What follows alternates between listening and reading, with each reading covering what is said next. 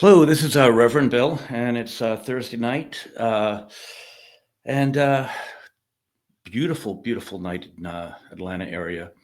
I decided that I wanted to review Andor Part One. You see, I know it's been out for a while, but I heard it was actually good. But the very fact that Star Wars has just been so, I would say, mediocre, and I'm being kind to it lately, I really didn't have much motivation. But I decided to give it a shot, and I'm glad I did. I heard a lot of people didn't watch it. It's not been really great as far as ratings go, and that's unfortunate because I think they could have. They're doing it right so far. I'm doing it in two parts because number one, I got a lot of things to say. And number two, about halfway through the first season, it seems to switch gears. So I wanted to make sure that I do the first one, and then I'm going to go back and do another one. But let's start off by saying that it's a prequel to Rogue One. If you didn't know that, now Rogue One was out a while ago. I didn't. I remember I did see it. I remember I didn't hate it. I thought it was one of their better films that they've put out since Lucas signed over to Disney. Um, I guess the one thing that I got a problem with is this is a prequel, so I would have thought this would come out before Rogue One, but I guess not. Anyway, I think they're doing a lot right here. So this is what I like. I like the very fact that it starts off with just a storyline, a guy looking for his sister. It didn't start like lightsaber fights and all that kind of stuff, which it kind of works more in the plot.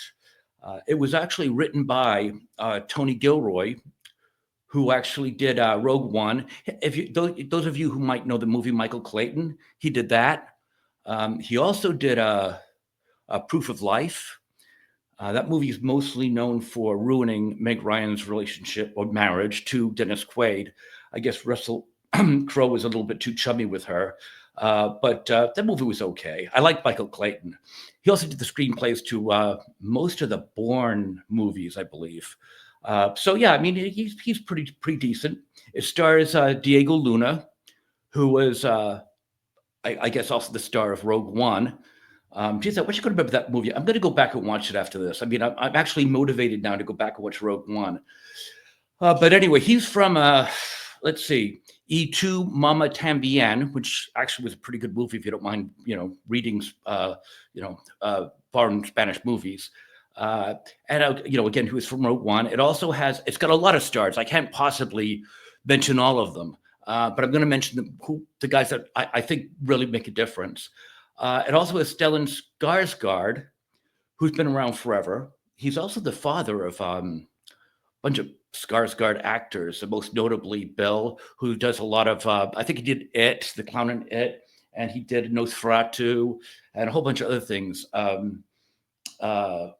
Hemlock Grove, he did, that's right. And let's see, and Alex, who did, of course, True Blood.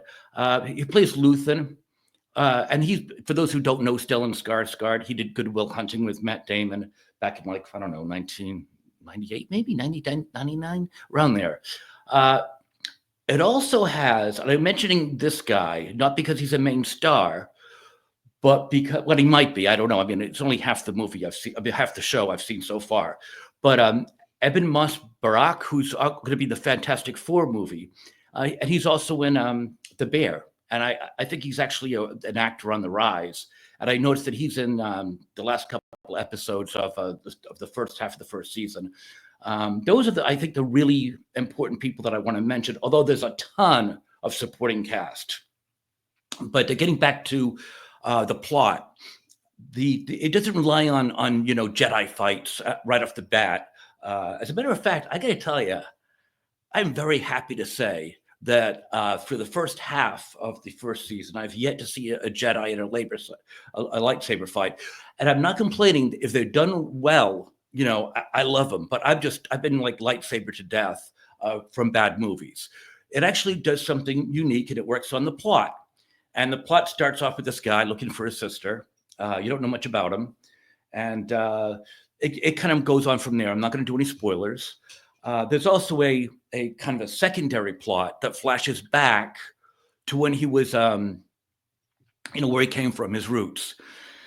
I will make one comment, and that is they switch back and forth, which I had no problem with. But I think they could have done that a little bit better because they didn't. I think a lot of people would probably get the story is confused. It wasn't really clear which story, but again, I mean, a little common sense goes a long way. But I can see how some people, my second wife, never would have been able to follow it. So yeah, I mean, I think they could have done that a little bit better. But I think I'm probably nitpicking here. Um, I like this because there's a lot of things, a lot of elements that shows need. It's got a MacGuffin. I mean, come on, a MacGuffin. You need a MacGuffin. It's got the mysteries. There's a mystery of what the MacGuffin does. Skarsgård plays Luthen. Who is he? Is he a good guy? Is he a bad guy? What does he want? There's betrayal, of course, because every good plot needs a betrayal. There's action, but what I like is it doesn't get drowned in the action. There's just enough, at least, like I said, in the first half. Now, let's get on to the tough women part, because I really like this. There are tough women, but they're not girl bosses. They're intelligent. There's actually a ragtag band that he joins, and the woman is in charge. But the men that surround the woman are not imbeciles, and they're not effeminate. They're not stupid. They're not mean, at least not so far. They seem to be relatively competent, and they're making a good team, cohesive team. I got no problem with a woman being in charge if she's competent and she doesn't beat up like 6 WWE wrestlers at one time. I don't want to take off too much more time. I don't want to bore you guys. What else does it have here? It's got a droid. B, I guess. It's kind of charming, but I don't know what it does. I mean, he seems to be kind of a nag droid. He just like nags people. Oh, I don't do that. But I don't know what purpose he has, but he's okay. I could have done without a stutter, but that's just me. Let's see. Right around episode 4, it begins to come into the Star Wars theme. I would have been happy. I would have been happy with the story if it was never a Star Wars movie up until that point. And when I saw that they were bringing in like the Imperial fleet, I was like, oh man, now they're going to ruin everything. They haven't as of yet. They seem to be handling it quite well. They don't.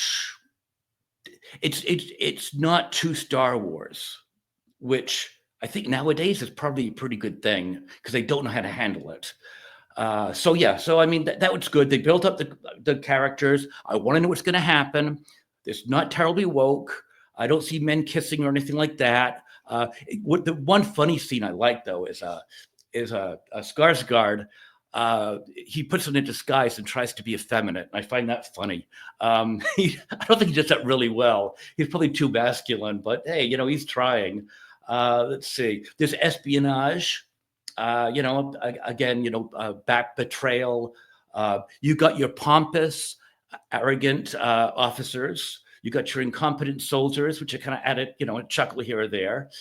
And it comes across as almost like a spy movie more than a Star Wars movie, which I think is good. I like that. There's a plot. It's not all this, girl bosses running around beating people up with lightsabers. And what I like about this, and I'll say it right now, I've always said this about good plots. If you get a good movie plot, you can put it anywhere.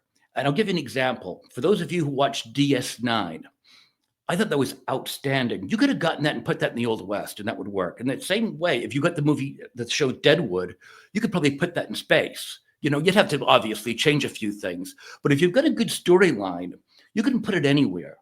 And I think this, so far, and I hope it doesn't disappoint me in the second half, is one of those shows that the plot's so good, it's just a good story that happens to take place in space, which I think is a good, refreshing thing from Star Wars.